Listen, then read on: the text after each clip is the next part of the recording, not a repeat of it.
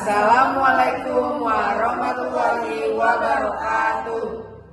Jadi di vlog ini kami akan menjelaskan strategi belajar elaborasi menggunakan contoh pelajaran fisika.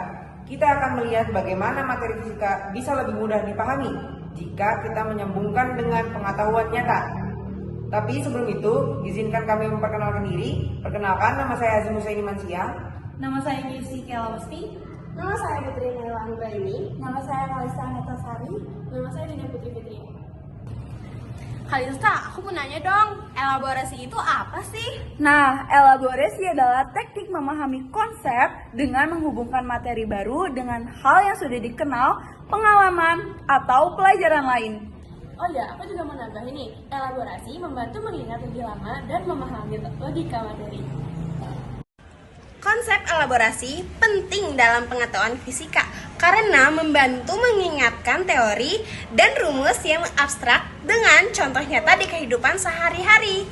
Dengan menghubungkan materi baru dengan pengalaman atau pengetahuan sebelumnya, siswa lebih mudah memahami konsep, mengingat lebih lama, dan mampu menerapkan fisika untuk memecahkan masalah secara lebih efektif. Kelompok kami mengambil konsep hukum Newton. Jadi, apa itu hukum Newton? Hukum Newton adalah hukum yang dibuat oleh Sir Isaac Newton untuk mengembangkan teknik fisika. Jadi, ada beberapa hukum-hukum Newton. Yang pertama, ada gaya Newton 1, yaitu Newton menyatakan bahwa benda diam akan tetap diam dan benda bergerak akan bergerak lurus beraturan kecuali ada gaya eksternal yang mempengaruhi keduanya. Yang kedua, ada hukum Newton 2, yaitu Newton menyatakan bahwa gaya berbanding lurus dengan percepatan dan berbanding terbalik dengan massanya.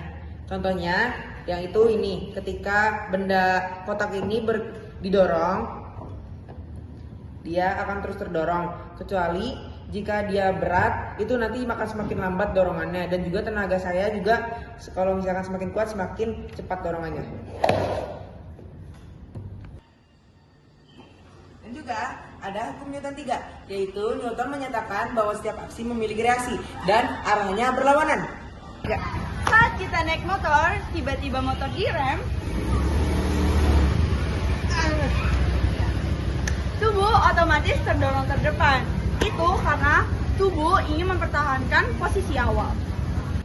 Menurut hukum Newton 2 yang rumusnya F sama dengan M dikali A, yaitu benda yang masih lebih besar akan membutuhkan gaya yang lebih besar untuk bergerak. Contohnya, Ketika kamu mendorong kursi yang diduduki oleh seseorang, massanya akan bertambah sehingga kursi jauh lebih sulit untuk bergerak dan membutuhkan tenaga yang lebih besar. Saat kita melompat ke bawah, kaki kita menekan tanah ke bawah. Tanah memberi reaksi ke atas sehingga kita bisa melompat. Oh ya teman-teman, kalian tahu nggak sih hubungan fisika dengan matematika ada loh, yaitu rumus F sama dengan M kali A membutuhkan konsep perkalian, grafik hubungan linear, dan variabel. Waktu naik sepeda, apa aja sih gaya yang bekerja? saat naik sepeda ada beberapa gaya. Yang pertama, gaya dorong dari kaki. Yang kedua, gaya gesek ban dengan jalan. Yang ketiga, gaya membantu darah. Dan yang terakhir ada gaya berat dan gaya normal dari tanah. Menurut kalian, hukum Newton mana sih yang paling sering kalian rasakan dalam sehari-hari? Menurutku hukum Newton 2 sih, soalnya kita sering banget mengalami perubahan kecepatan, seperti saat kita ngerem mendadak atau saat kita memindahkan barang. Karena aktivitas sehari-hari banyak melibatkan percepatan. Jadi, aku setuju deh dengan hukum Newton 2 yang paling terasa.